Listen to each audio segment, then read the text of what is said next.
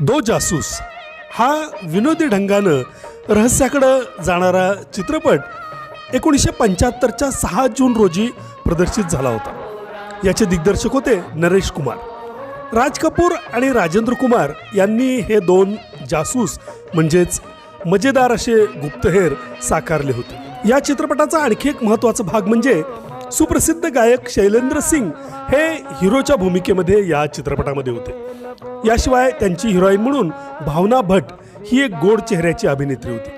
प्रेम चोप्रा वगैरे मंडळी खलनायकी ढंगामध्ये होते.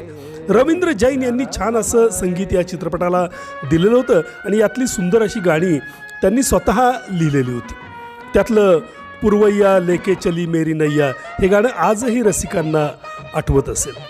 दो जासूस करे महसूस हे गाणंही त्यावेळी चांगलंच गाजलं होतं.